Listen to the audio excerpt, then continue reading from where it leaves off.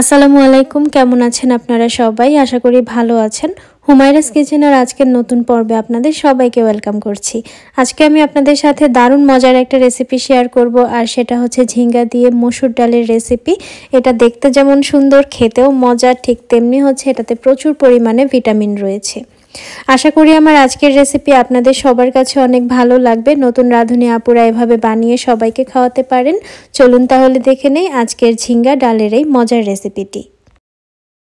নিয়মিত ভিডিও পেতে চ্যানেলটি সাবস্ক্রাইব করুন, আর সবার আগে নোটিফিকেশন পেতে বেল আইকনটি ক্লিক করুন। ঝিঙ্গা দিয়ে ডাল রান্না করার জন্য এখানে একটা পরিষ্কার ফ্রাইং প্যানে আমি হাফ কাপ পরিমাণে মসুর ডাল কিছুক্ষণ ভিজিয়ে রেখেছিলাম ভালো করে ধুয়ে। তারপর যখন এটা মসুর ডালগুলো ভেঙে গেছে তখন এখানে আমি এটা ফ্রাইং প্যানে দিয়ে দিলাম, সাথে দিয়ে দিয়েছি 3.5 কাপ পরিমাণে পানি। তারপরে এখানে পেঁয়াজ, তারপরে একটা মরিচ মাঝখান থেকে ভেঙে, আর লবণ দিয়ে দিলাম 1 চামচ। লবণ দেওয়াতে তাড়াতাড়ি এটা সেদ্ধ হয়ে যাবে। তারপরে 15 থেকে 20 মিনিটের মতো অপেক্ষা করেছি, এটা রান্না করেছি আর কি। তো চুলার আঁচ মিডিয়াম হাই ছিল। তারপরে এখানে আমি একটা বড় সাইজের ঝিঙ্গা ভালো করে ছিলকাগুলা ছিলে নিয়ে তারপরে এরকম ছোট ছোট করে কেটেছি। আপনারা চাইলে আর একটু বড় করেও কাটতে পারেন, ছোট করেও কাটতে পারেন। তো এখন আমি দিয়ে দিলাম এখানে সামান্য পরিমাণে হলুদটা প্রথমে দেইনি, তাহলে ডালটা সেদ্ধ হতে একটু বেশি সময় লাগতো। লবণ দিলে তাড়াতাড়ি সেদ্ধ হয়ে যায়, আর হলুদ দিলে একটু সময় লাগে সেদ্ধ হতে। তো এখন আমি ঝিঙ্গাটা সেদ্ধ হওয়া পর্যন্ত অপেক্ষা করব। ঝিঙ্গা অলরেডি অর্ধেকের মতো সেদ্ধ হয়ে গেছে। তো এখন এখানে দিয়ে দিলাম চেরি টমেটো। আপনারা এখানে এমনি বড় টমেটো দিলে একটা টমেটো ছোট করে কেটে তারপরে দিবেন আর কি। তো এটা প্রথমে ডালটা সেদ্ধ করে নিতে হবে, তারপরে ঝিঙ্গা দিয়ে ঝিঙ্গাটা অর্ধেক পরিমাণে সেদ্ধ করে তারপরে এখানে টমেটো দিতে হবে আর কি।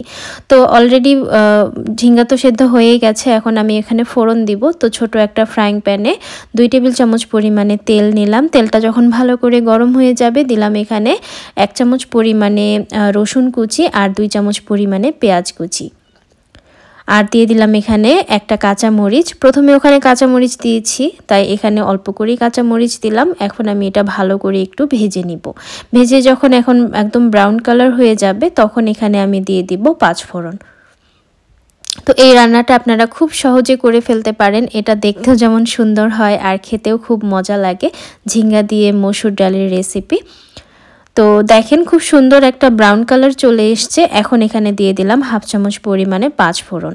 আপনারা চাইলে এখানে জিরা, কালো জিরা, ধনিয়া আলাদা করেও দিতে পারেন, আবার 5 ফোড়নও দিতে পারেন। তো এখানে ফোড়নটা দেখেন দিয়ে দিলাম। আর আমি কিন্তু ঝিঙ্গা ডালের মধ্যে একটু পানি দিয়েছিলাম, পানিটা একদম কমে গিয়েছিল তাই। তো এখন আমি ফোড়নটা দিয়ে ভালো করে এটা ঢেকে রাখলাম। 3 থেকে 4 মিনিট পরে ফিরে আসলাম। আমার রান্নাটা কিন্তু অলরেডি হয়ে গেছে, এবং দেখেন আমি যেরকম রাখতে চেয়েছিলাম, খুব বেশি পাতলাও না আবার খুব বেশি ঘনও না, মিডিয়াম একটা কনসিস্টেন্সি। তো আপনারাও এরকম করে করতে পারেন। আর আপনারা যদি একটু ঘন খেতে চান সেক্ষেত্রে পানি একটু কম দিবেন, যদি পাতলা খেতে চান তাহলে পানিটা একটু বেশি করে দিবেন। তো এভাবেই কিন্তু এটা ঠিক করে নিতে হবে আর কি।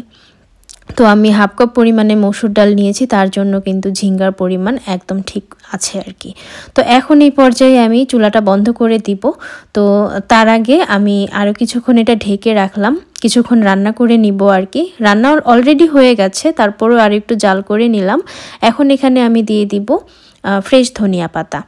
তো রান্নার শেষে দেখবেন শীতের সময় এরকম ফ্রেশ ধনিয়া পাতা দিলে কিন্তু রান্নার স্বাদ অনেক গুণে বেড়ে যায়। তো আমি ধনিয়া পাতা দিয়ে ভালো করে এটা নেড়ে চেড়ে 2 থেকে 3 মিনিটের মতো নেড়ে চেড়ে তারপরে এটা আরও কিছুক্ষণ অল্প একটু জাল দিব, তারপরে এটা চুলাটা বন্ধ করে দিব।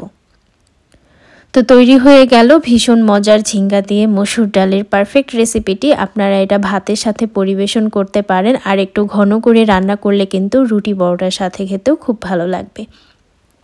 আশা করি আমার আজকের রেসিপি আপনাদের সবার কাছে অনেক ভালো লেগেছে। যদি ভালো লেগে থাকে অবশ্যই একটা লাইক দিবেন, কমেন্ট করবেন, শেয়ার করবেন আপনার প্রিয়জনদের সাথে। এমন আরও মজার মজার রেসিপি পেতে প্লিজ আমার ইউটিউব চ্যানেলটি সাবস্ক্রাইব করে রাখুন। Thank you so much for watching. আল্লাহ হাফেজ।